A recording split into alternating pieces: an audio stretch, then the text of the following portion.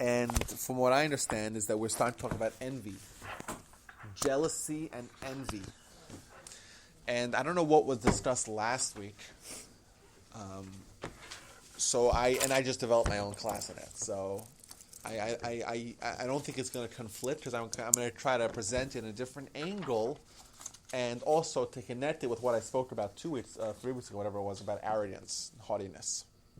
I think it'll be like a nice, because I think that being haughty or prideful or arrogant and being envy or jealous, wanting, desiring, coveting what others have are kind of two sides of one coin.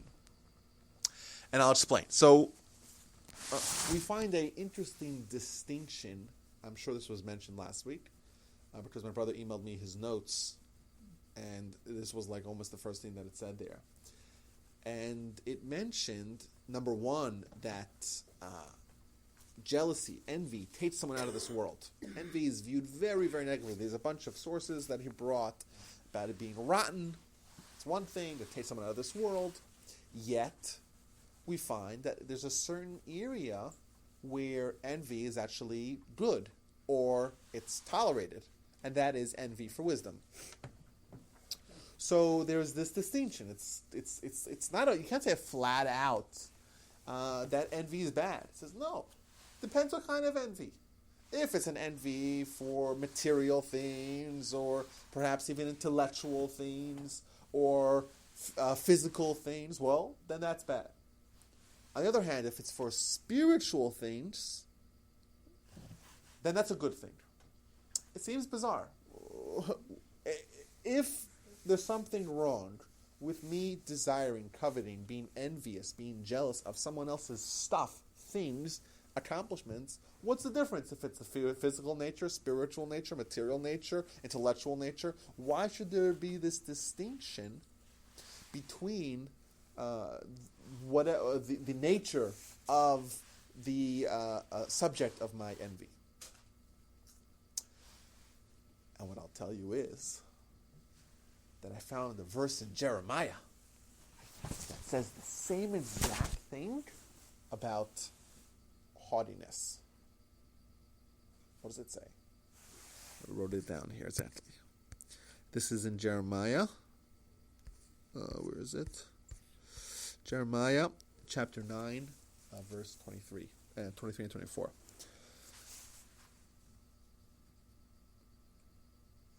A intelligent person should not be prideful of his intelligence. A mighty person should not be prideful of his might. A wealthy person should not be prideful of his wealth. Once again, it's saying don't be prideful in areas of physical, material, or intellectual. What is someone, and the next verse says, what is someone allowed to be prideful of? His spiritual accomplishments. Bezos yisal lamesal haskell v'yadoasi. This is the area that someone should be prideful. One's spiritual accomplishments. That's what it says. And to me, this was like a thunder shock, where you see the same distinction in arrogance. You can't be arrogant of your physical, material, or intellectual accomplishments, but your spiritual accomplishments, that you can. And the verse says, Bezos is halamasa, which means in English, in this area you should be prideful, your spiritual accomplishments. And the same thing we find with envy. I can't be envious of someone else's physical, material, or intellectual accomplishments or gifts, but I can be envious of his spiritual accomplishments. So this is what opened up my eyes, and I think that maybe as a gateway to try to understand this, I think we have to maybe zoom out a little bit and ask a fundamental question. Envy. Me being envious of someone else. So there's always the subject of my envy. Someone else that I see, that I want what they have or what they are or what they, right? Is this an interpersonal matter, or is it a spiritual matter? It means if there's something wrong with envy, and the Torah clearly is of the opinion that there is something wrong with envy, is it wrong because it's something interpersonal between man and man, or is it between man and God? Is it spiritual? What do y'all think? Well, on one hand, it depends on what it is. So I'm envious of your car, your house, Yeah, your the field, material things, I think, your intelligence, your beauty, your whatever it is. That's within you. That's interpersonal? I think so. Because if you're okay with yourself, you're satisfied, you don't need what somebody else has, you don't desire if you're okay, then you're okay. Yeah, but let's say okay someone is... Then you're not going to be envious. Well, that's true. If you're okay that's with true. yourself. That's true. But let's say someone is envious. Let's say. Is it a interpersonal infraction, or is it an infraction between man and God? Like this. When I steal, right, or I'm not kind, it's an infraction against another person. Right. However, when I don't have faith, or when I don't study Torah, or don't improve myself, well, that's an infraction between either me and myself, or me and God. So there's something wrong with envy. Let's take that as a given. Is it an interpersonal thing, or is it an issue between man and God? So on one hand, we see that envy is when someone is envious of another person. On the other hand, if it's between man and man, if it's an interpersonal infraction, there shouldn't be a difference if it's physical, if that's physical, if I'm jealous of your physical accomplishments or gifts, or your spiritual accomplishments or gifts. Shouldn't make a difference. It must be that what's wrong with envy is somehow an infraction of faith between man and God. There's something wrong with man's relationship with God if that man is envious. It's not someone's interpersonal relationships. Yes.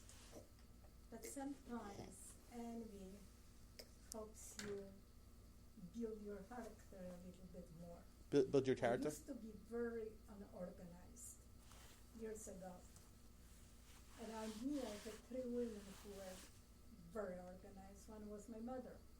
Uh-huh. And I know that it was driving her crazy when, tell me how is she going to live, And you know what? Because of, I cannot say any different way, just that I was envious that people can be so organized and I cannot, that I changed.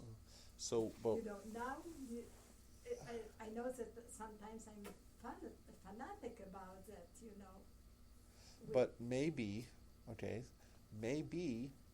there's a difference between envy and using someone as an example. Oh, all right. Okay. So you weren't like envious of your mother. You wanted to be like her. So that's not envy. I think envy. Just saying this person is a model, is someone that I could admire and maybe learn from. That's a wonderful thing. In fact, we have the Mishnah, a very famous Mishnah, that says, "Who is a wise person? Who's the intelligent person? He who learns from everyone." So that's a very good thing. That's very admirable. Envy is just when you just want what someone else has. It's not like you're using to learn from them and try to model yourself after them. Like on TV, I saw this singer. They were showing her background and everything. I mean, she was lavishly throwing her money. She had a golden toilet. She had 5 cars. The golden toilet. Oh, really, I was shocked, and I was like not envious of her, but I'm disgusted that if God gives you money, why do you want to have that? Instead, help the people who don't have food on the table. Why do you want 5, 6 cars?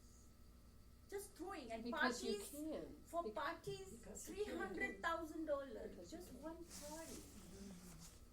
Yeah, but I'm not jealous, but I'm saying if God gives you, He gives you but for the a same- reason, and I don't think you should throw it that way. But the same person could give to charities. we very often do not know. When the person dies, then we hear how much people So help. it's just that Yeah. I am not telling why God is giving them, but I'm saying people should have some sense. But they didn't give her sense, that's for sure. Because why you're making the world so angry? Yeah, I'm saying it's legitimate. It's a legitimate point, and it's it's remarkable that you're saying that it's remarkable that you say that even though you see all the incredible wealth someone else has, you're not envious. So, No. but most people, saying, or people, at least people that have this area as somewhat of an Achilles heel, a shortcoming, to them, if someone is an envious kind of person, they probably shouldn't be watching that kind of television. Because what that is going to do is going to awaken within them the feelings of envy.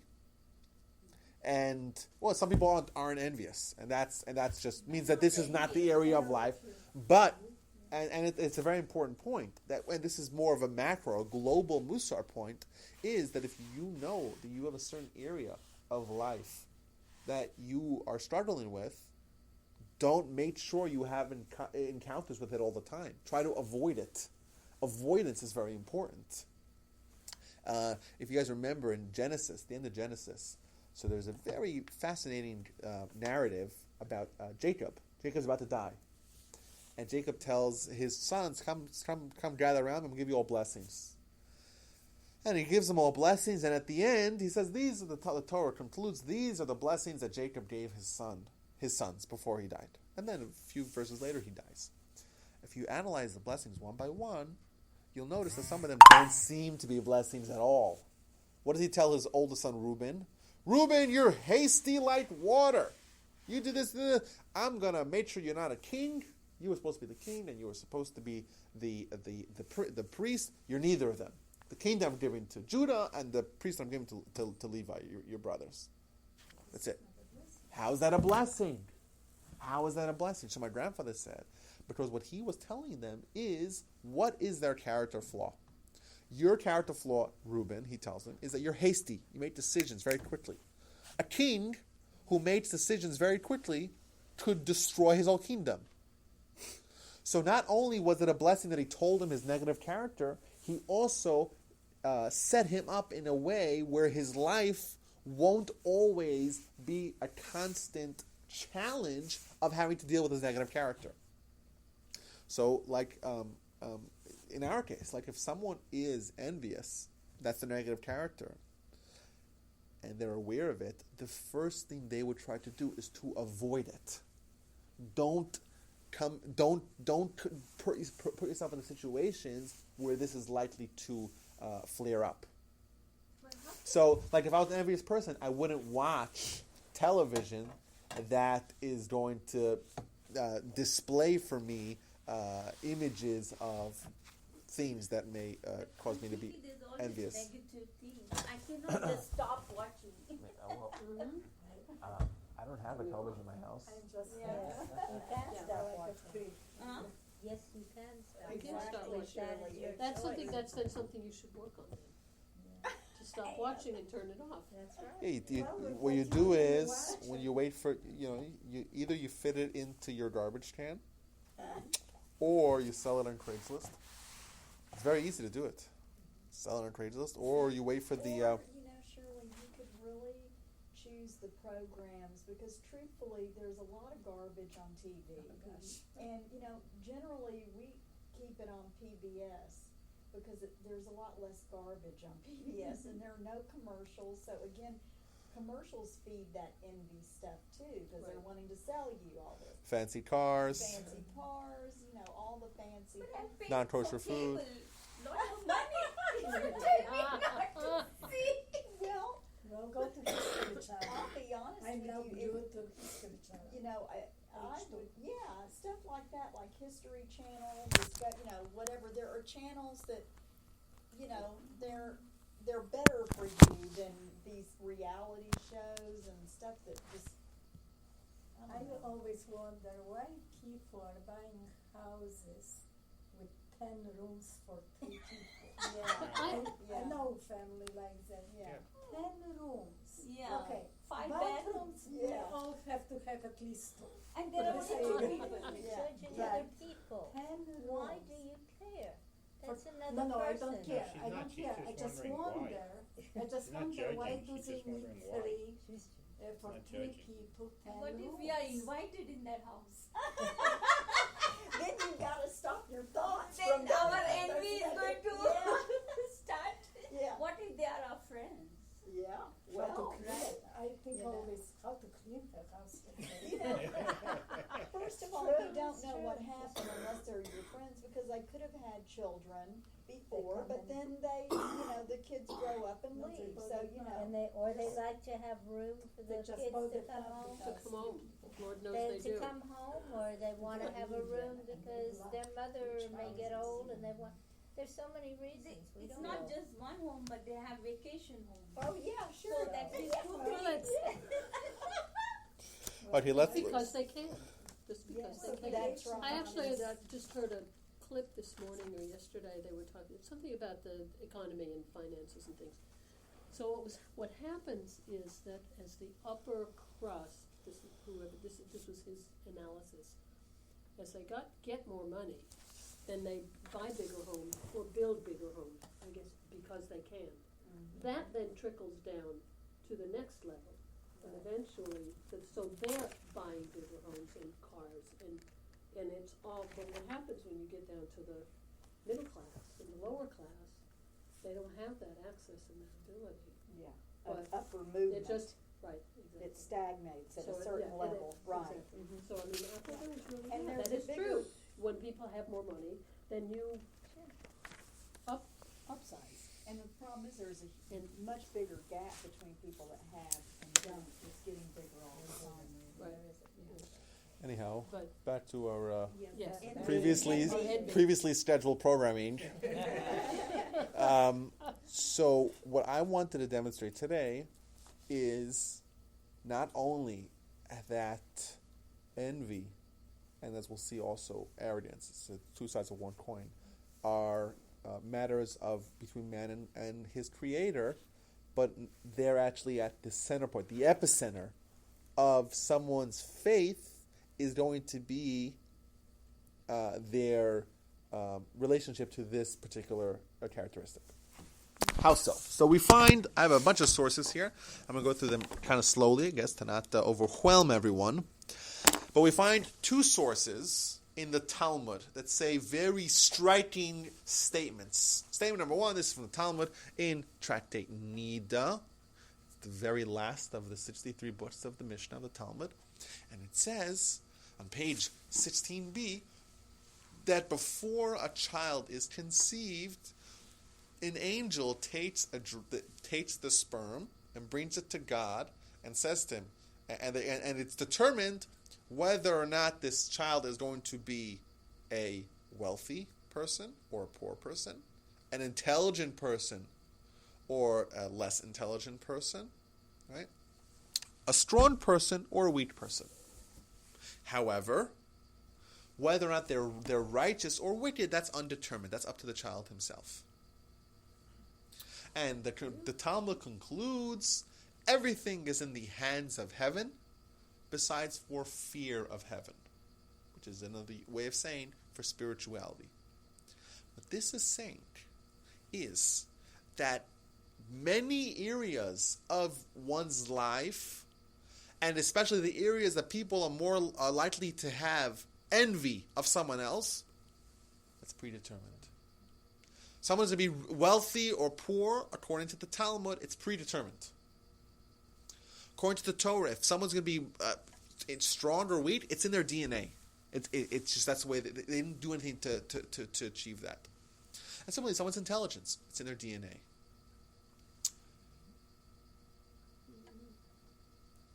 Additionally, well, intelligence, that we can argue that's DNA, it's for sure, and also physical strength.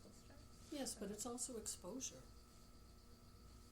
What It's do you mean? exposure to things. You can have Yes, someone obviously. who's very intelligent, and if they're not exposed to things, they will not reach their full potential. That's true. So that we have control of. yes, we have to a certain the point that but that point notwithstanding, that what you're talking about is the actualization of that potential. Mm-hmm. The point is that but the potential itself is from God. Yes, of course. If someone doesn't nourish that, someone doesn't like people. If someone's has malnutrition, Right. of course they're not going to be as mighty as they could have been. As they're programmed to be. Of course. But it's saying that really it's the male that's determining that because you said the sperm. Well, tipa. It means drop. It says drop. I don't know if that means is that preconception or postconception. Either way, Yes, the point is that that's the because the egg is producing half of the DNA and half of everything else. So I mean, it's really possible that this is more allegorical. It's the idea. That clearly the idea is that the physical, material, and intellectual aspects of one's lives predetermined. Yeah. There's an additional piece of Talmud that says the same thing with a different flavor, which is important. Whenever you see what's called Agadic Talmud, you have to understand that there's the core idea and there's ways presented. So, like for example, what I'll tell you right now is an additional piece of Talmud that says almost the same thing in different words. What does it say? It says 40 days before the conception of the child, a bat kol is a certain kind of prophecy, goes out and declares, this child will marry this person, this child will own this home, and this child will own this field. Idea being someone's home life, someone's relationships life, and someone's livelihood. Those things are predetermined. Those things are predetermined. Now, I have an entire class on this particular. I don't want to get sidetracked. The idea being is that a lot of what we view as being someone's successes, someone's accomplishments, someone's gifts are things that he or she got from God. However, there is one area that somebody didn't get from God. What's that? Someone's righteousness or wickedness. So perhaps this is the key to unlocking the problem. We started off with a problem. It was a bizarre distinction. We had a distinction. On one hand, we're told that we cannot be envious of someone. On the other hand, we can be envious of his or her spiritual accomplishments. Additionally, we're told someone cannot be haughty, prideful, arrogant about their material, physical, and intellectual gifts, but they can be prideful of their spiritual gifts. What's the key to unlocking this problem? The answer is some stuff you got from God. Whatever you got from God, how could you be prideful? However, stuff that you earned on your own, no one said if you're going to be a righteous person or a wicked person. That was in your hands. Well, that's something that you did accomplish. You did earn. You didn't have to be a righteous person, right? You chose through your actions. That's worthy of having pride, and convert. So that's the person themselves. And when I look at someone else, that's the other side of the same coin. When I look at someone, if I'm jealous, envious of their physical strength, what I'm really saying is I'm rejecting God. How's that? Because I'm misdirecting. I'm thinking this person did something to get it. Well, they didn't. The Almighty gave it to them, right? And also, I'm losing sight of this important link. The link is that someone's physical, material, and intellectual gifts were given to me by God. So and mine were also given to me by God. And if I really believed that, I wouldn't be envious, because that's just what the Almighty gave us. Gave me and him to accomplish whatever it is that we need to accomplish. However, this is not exchangeable. We cannot change this, right? Yes, and also whatever we do have, we got from God. So on one hand, it's misdirected when I'm envious of someone, right? Because I kind of like that person has something. No, that person has a gift from God. On the other hand, it's futile because I have whatever I got from God and I don't need any more. In fact, we have a blessing. We say every morning, Sha'asa li kol tzorki. We thank God for giving me all that I needed. What we're really saying is that I got what I need to accomplish what it is that I need to accomplish. Additionally, someone else got what they needed for what they need to accomplish. However, in someone else's spiritual accomplishments, they didn't get that from God. They earned it on their own. That's something I could be envious of. That's something that I should try. That's something that person earned. I'm envious of him. He didn't get it from God. He earned it on his own. That's something that he earned, right? He or she, and that's worthy of envy, just like it's worthy of pride. You said righteousness, and what was the negative of that? Oh wait, wickedness. Wickedness. Now, as an aside, I found something which is very let's see, maybe it's very counterintuitive. We have a Talmud. Talmud tells us the Almighty only gives prophecy to someone who is, I quote, intelligent, mighty, wealthy, and humble person. So once again we find intelligent, intellectual, wealth, material, and mighty, physical. All those three things, and humble. Only that person could have prophecy. Now the obvious question to that is, wait a minute. Someone who wasn't gifted with a gift of physical might or material wealth or intellectual wisdom. Someone wasn't gifted. Why should they lose out? Why should they lose out? Well, once again, you see that these three things are highlighted, right? So I saw one of the commentators says that the only thing that determines someone's avenue to prophecy, there's only one thing. What's that? That's humility. But what's the definition of humility? The definition of humility is when someone has gifts in three areas of life which really encompass everything: physical, material, intellectual. Someone has those gifts, yet they recognize that it's from the Almighty. And they're not prideful of those areas of their lives. They have it, and they still have humility. Someone who doesn't have that, well, then they have no reason to be haughty to begin with. So therefore, it's less of a leap for them to be humble. Therefore, they cannot access that same level of humility. And another place we find this, I mentioned this at the beginning. We have a Mishnah in the chapter of the Fathers. The Mishnah says, "Who is a wise person? Who is an intelligent person? He who learns from every person. Who is a wealthy person? He who is happy with what he has. Who is a mighty person, a strong person? He who overcomes his inclination. Prohibited yitro, right? Who conquers. Once again, you see in the Mishnah as well, we highlight these three areas of life: physical might, intellectual wisdom, and spiritual and material wealth. These three themes, they're from God. So when we ask, who is mighty? What do you mean? If someone is mighty, I'm not mighty. The Almighty gave me a certain gift. So what is an area of life? What is an area of life where I can earn my might? That's in the spiritual realm. When I overcome my inclinations, when I overcome my obstacles, right? Able to do it. Exactly. Like intelligence, you don't have to be educated to be intelligent. So who is the intelligent person?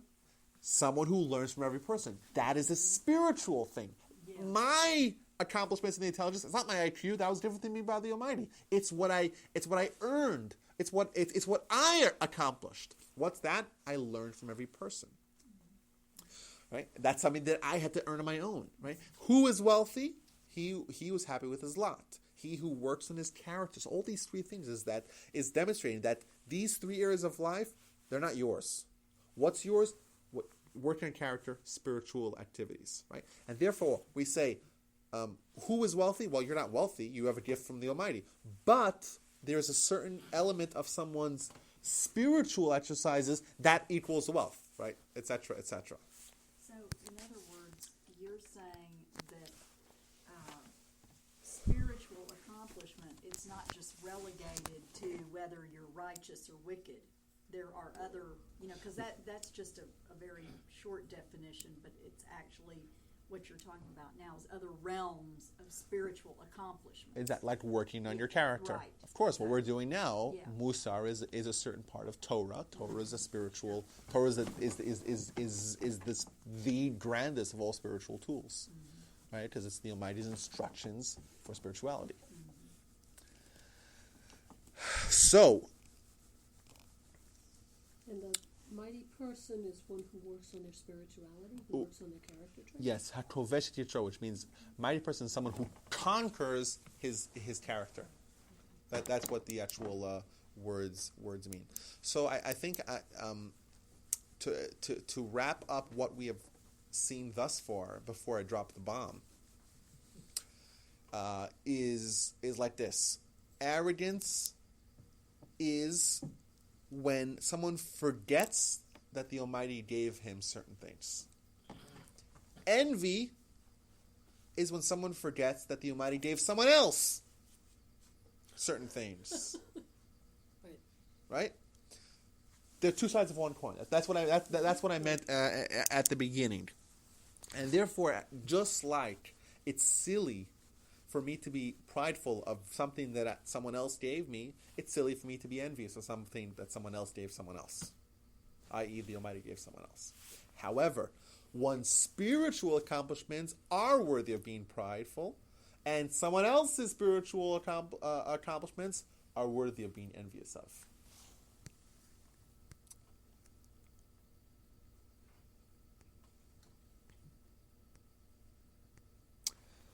Who's ready for the bomb? Everyone's ready? Yeah. Okay, like this. We find the very first verse in the Torah. The very first of the 10 Commandments. What's the very first of the 10 Commandments? I'm Hashem, your God, right? Faith. What's the last of the 10 Commandments? Thou shalt not covet. Right? Don't be envious of someone else's wife, someone else's house, someone else's field, someone else, right? What's the question here? What's the question? We find that there is a prohibition of not to covet someone else's stuff. Don't be envious of someone else's stuff. And the restriction is even, well, the definition of coveting is that you just desire it. You're envious. You want it. You don't do anything about it. Right? If I'm jealous of someone's car, house, right, whatever, I transgress it whether or not I make a move on his car, house, wife, donkey, whatever, all the examples given in the verse. And the commentators are up in arms. Wait a minute. How can the Almighty legislate us to not have a certain desire? The Torah doesn't say, for example, thou shalt not desire someone else's wife. The Torah says, thou shalt not sleep with someone else's wife. Right? Thou shalt not commit adultery. Right? So the Torah says. The Torah does not say, thou shalt not desire cheeseburgers. The Torah says you can desire them, just don't consume them. Right? That's what the Torah says. You know? But here the Torah is saying, the last of the 10 Commandments is, thou shalt not covet, don't desire, don't be envious of someone else's house, someone else's field, someone else's donkey, someone else's wife, all the examples that are given. So the great commentator, the Ibn Ezra, who lived in Spain in the 12th, 13th centuries, he says like this. He says, if you take a line and you start at the top of the 10 Commandments, you bring it all the way to the end of the 10 Commandments, and it's just one string of faith. The 10 Commandments start with thou shalt believe in God. The last statement is faith to its fullest extensions, to the nth degree. How so? he gives an example. He says, a villager, a common person, does not desire a princess. Right? A simple person knows that certain people are out of his league. Right? He knows. He sees a princess. He knows that he's a common peasant schlub, whatever. He doesn't even desire her. Right? That's the example that he gives.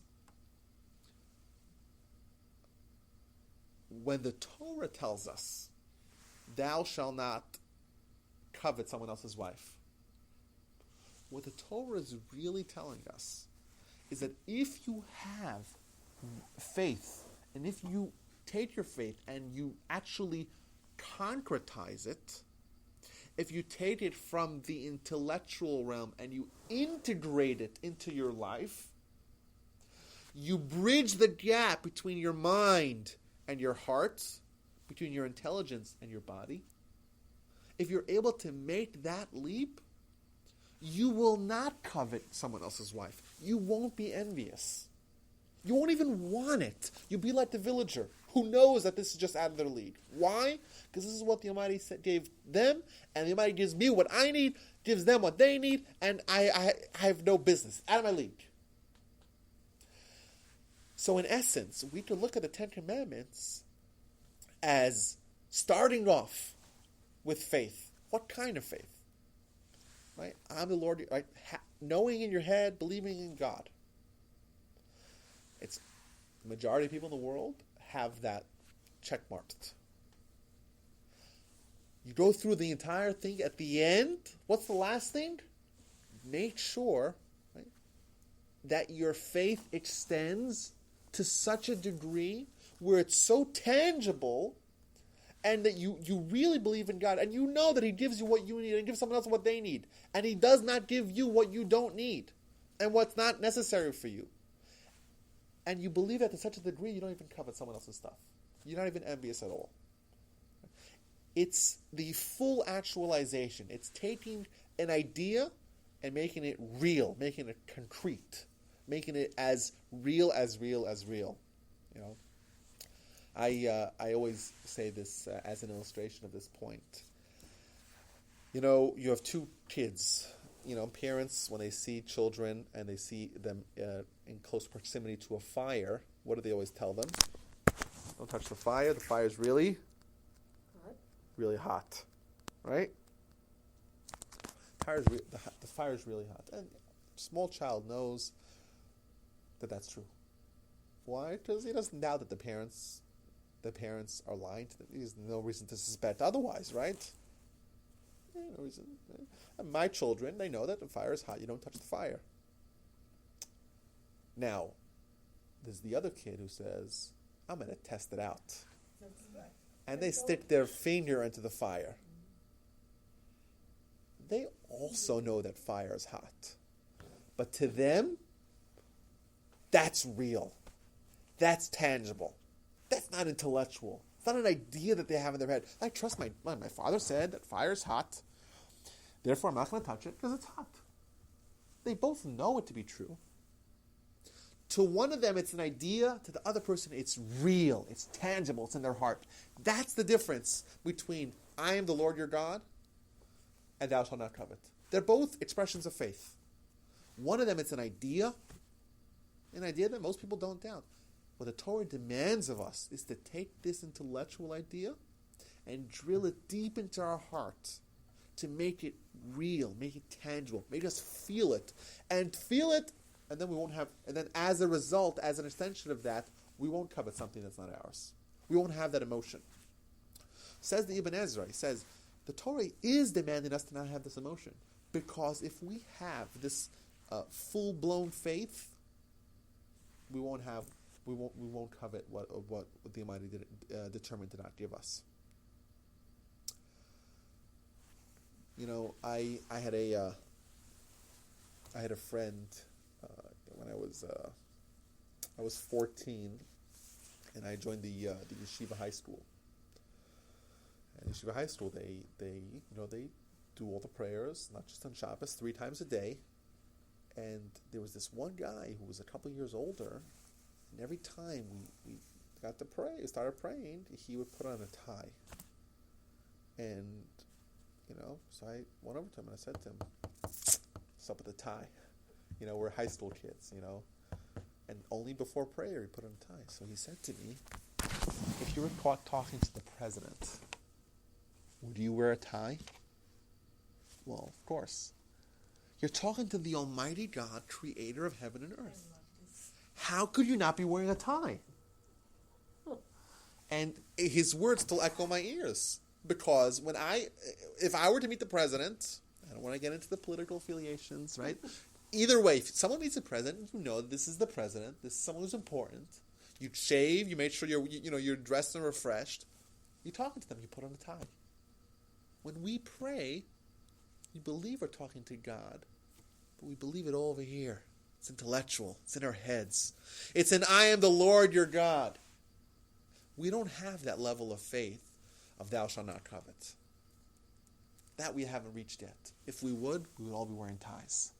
It would be real. It would be real. So on one hand, I'm not trying to argue that our faith is not faith. We do have faith. Right? We have faith. What kind of faith? Right? Are we able to make this leap? Right?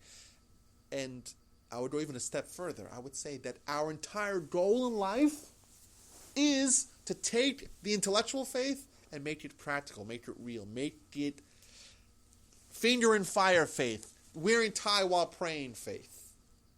Make it real. Make it as real as this table. Right? This table, we know, we're tangible, we can feel it, right? The spiritual things are intellectual. They're ideas. Right?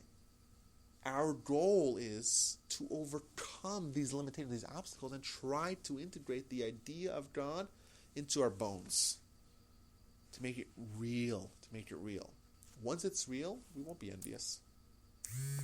We just naturally won't be envious. Right? We'll know that that's out of anything that the Almighty doesn't give me is out of my league. Is out of my league. My grandfather, at the end of his life, he was sick for the last half year of his life, and he had a hard time sleeping. He was up at night, and the family decided that it's important to have someone besides my grandmother be there with him when at nights, because otherwise she'd be up the whole night. So every night we had a rotation. Every night there was a different grandchild who was there overnight to be with my grandfather, so she could, she shouldn't have to. So for several nights it was me. This is going to 2005, so almost 10 years. And I remember one night, it was 2 or 3 in the morning. I was like up or not up. I don't remember what I was doing. I was fiddling around in his fantastic library that he had. Mind you, the room was literally the size of like 8 feet by 10 feet. Tiny room, but it was just stacked with bookshelves, and it had like a forbidden bookshelf with like all the forbidden works that I left in the middle of the night. I'm like, reading them. Anyhow, so it's 2 or 3 o'clock in the morning, and he wakes up, and suddenly he sits up, and I'm like, Saba, this is our grandfather, like, it's only 2 or 3 in the morning, you probably should go back to sleep. He says, no, is it time to daven yet? He asked me, is it time to daven? I'm like, no, go back to sleep. Go back to sleep, wakes up a half hour later, tells me, is it time to daven? Like, is it time to pray in the morning?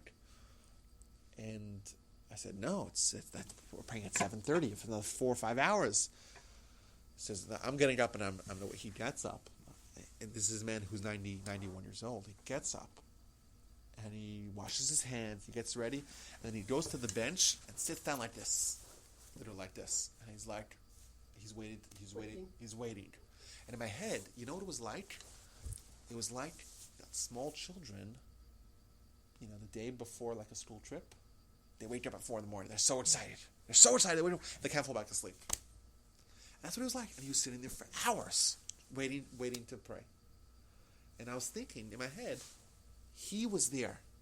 He had real faith. To him, prayer was an experience beyond. Think about it. You're talking talking to the Almighty God, creator of heaven and earth. What an experience is. If you talk to God, how excited would you be? Right? To him, that was prayer was. He did it 3 times a day. And he just couldn't think, like, you can't go back. How can you go back to sleep? How could you sleep? You know?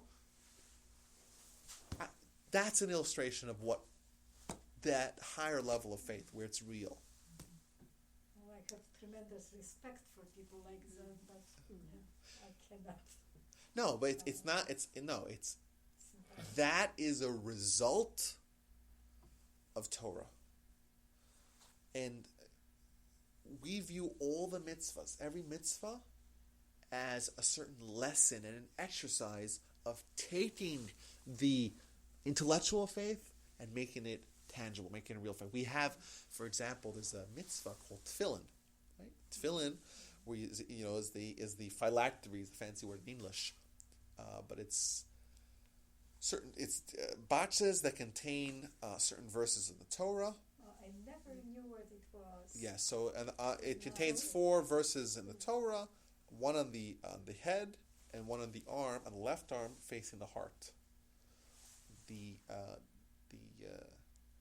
reason behind it is because it's a connection. We're trying to build that connection of the head, the intelligence, the realm of the intelligence, and the heart, the body, right? What we actually feel, our consciousness. Right? This link, this major link, is what we're trying to do. To take the intellectual faith and not merely suffice with that alone. To make it even more real. And it's natural also, you know.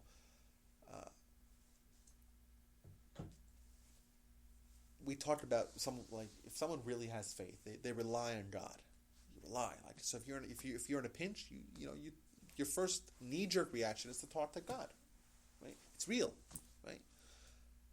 And that's not like a faith activity, you know. You don't need to get dressed in certain clothes and go to certain places to talk to God, right? It's not some sort of experience that you have to do. You have to speak in Hebrew and you have to wear a certain prayer shawl. No, right? It's God's. You live in your life with God. It's a different kind of. It's a different kind of life. It's real. Right? You can converse with God. Understands English, by the way. Spoiler alert. It's no different what language you used to. Yeah, it's this, and it's important to pray to God in English, outside of the prayer book, outside of the temple, outside of, right? Because it's real, and that's an exercise of making it real. We walk through every door in our house, we see a mezuzah.